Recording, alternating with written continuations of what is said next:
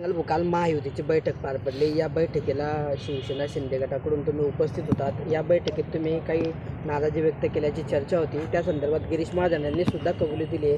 नेमकं काय नाराजी होती, काय विषय? नाराजी वगैरे काही नव्हती. मागच्या निवडणुकांमध्ये झालेले जे सगळे प्रकार आहे आणि परत 5 वर्षांनी निवडणूक आली की मग मिटिंग घ्यायची आणि परत ते चर्चा करायची. मधल्या काळामध्ये जे पुलाखालून पाणी वाहून जातो, अनेक गोष्टी उभ्या होत्या, कार्यकर्त्याला अडचणी येतात. युती धर्म म्हटल्यावर, महायुती धर्म म्हटल्यावर तो तशा पद्धती पाडला गेला पाहिजे अशी अपेक्षा प्रत्येक कार्यकर्त्याची असते. मी तर आमदार आहे, माझी तशीच अपेक्षा असणार आहे. आणि मग अशा सगळ्या गोष्टी ज्या दिवशी एकत्र बैठक होते, NDAची बैठक झाली तर त्या घटक पक्षांनी प्रत्येकाने त्याच्या गोष्टी त्याचे विषय मांडले. आणि त्यात मुक्ताईनगर मतदारसंघ म्हटल्यावर तुम्हाला माहिती आहे बऱ्याच कॉम्प्लिकेशन तिथे आहे. आणि ते सगळे कॉम्प्लिकेशन आज जळगाव जिल्ह्यामध्ये गिरीश महाजन साहेब लीड करतात. जळगाव जिल्ह्यामध्ये गिरीश महाजन साहेबांचं शब्दप्रमाण म्हणून मानला जातो युतीमध्ये. आणि मग त्यांच्या संदर्भात त्यांच्याशी या सगळ्या गोष्टी चर्चा करून उद्या विधानसभा निवडणूक येणार आहे. आज लोकसभा निवडणूक तुमची आहे, उद्या आमची निवडणूक आहे. त्या निवडणुकीमध्ये परत एरे माझ्या मागले व्हायचं, आज आमच्याकडून काम करून घ्यायचं, उद्या दिवशी परत तेच गोष्टी व्हायच्या, तर त्या त्यांच्या डोक्यात आणून देण्याच्या दृष्टीने प्रयत्न केले. प्रत्येकाने केले, मी पण केले. माझ्या मतदारसंघासंदर्भात ज्या विषय असतात मी त्या मांडण्याचा प्रयत्न केला आणि त्यांच्याही काही गोष्टी लक्षात आल्या. त्यांनी त्या गोष्टी मान्य केल्या की बरोबर आहे, पण याच्यापुढे असं होणार नाही, ते त्यांनी मान्य केलं. आज शेवटी मोदी साहेबांचं नेतृत्व म्हटल्यानंतर महाराष्ट्र राज्य नव्हे तर देशभरामध्ये आज निवडणूक मोदी साहेबांच्या नावाच्याच भोवती फिरते आहे. आणि मोदी साहेब म्हटल्यावर शेवटी आम्ही सगळेच जण मोदी साहेबांना मतदान करणार आहे. त्याच्यापुढे तो एक ओघाओघाने विषय आहे. बारीक बारीक अडचणी असतील तर त्या वरिष्ठांना मांडल्या पाहिजे म्हणून तशा मांडल्या. पक्षांचा प्रचार करणार होते, नाराजी दूर झाली का? मी मोदी साहेबांचा प्रचार करणार आहे. सगळ्यात महत्त्वाचा मुद्दा असा आहे. आणि नाराजी जी होती ती कायम आहे, आजही आहे, उद्याही राहील बहुतेक, मला असं वाटतं. कारण स्थिती तशी आहे. मुक्ताईनगर मतदारसंघामध्ये मी गेल्या 30 वर्षाहून काम करतो आहे.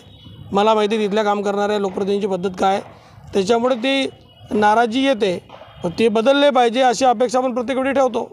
शेवटी देशाचं राजकारण आहे. देशाच्या राजकारणामध्ये काम करत असताना एक देशाचा मेन केंद्रस्थान ठेवून आपण खऱ्या अर्थाने प्रचार करणार आहे किंवा त्या पद्धती पुढे जाणार आहे. म्हणून छोट्या छोट्या गोष्टी आहे त्या अडचणीच्या जरी असल्या तरी त्याला थोडंसं दुर्लक्षित करून काम करावं लागणार आहे. परस्पर विरोधी भूमिका आहे तुमची. एकीकडे तुम्ही म्हणता नाराजी पण आहे, दुसरीकडे म्हणता नाराजी जरी असली तरी काम करताना मी आपल्याला सांगितलं की माझं काम करताना मी NDAचा घटक म्हणून म्हणजे माननीय मुख्यमंत्री साहेबांचा विषय डोक्यासमोर ठेवून, त्यांचा आदेश डोक्यासमोर ठेवून काम तशा पद्धतीत करेल.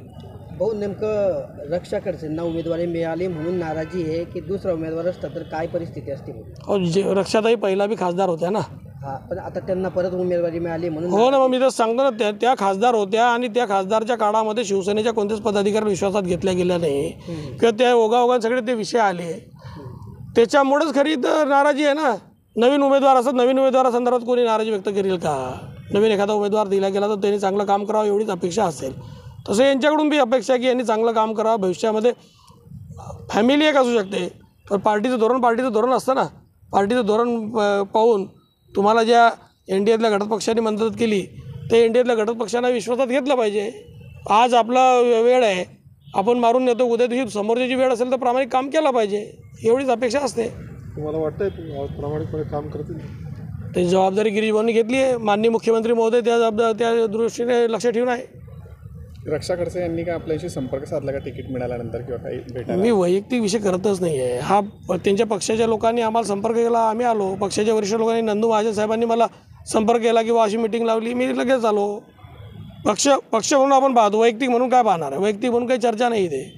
तुम्ही युती धर्म पाळणार आहे भाऊ? मग आता तुम्हाला सांगितलं मी, बऱ्याच गोष्टी अजून येणाऱ्या काळात सांगू. आता सगळ्याच गोष्टी आता ऐकून घ्याल तर मजा जाईल ना तुमची पण माझी पण. चला.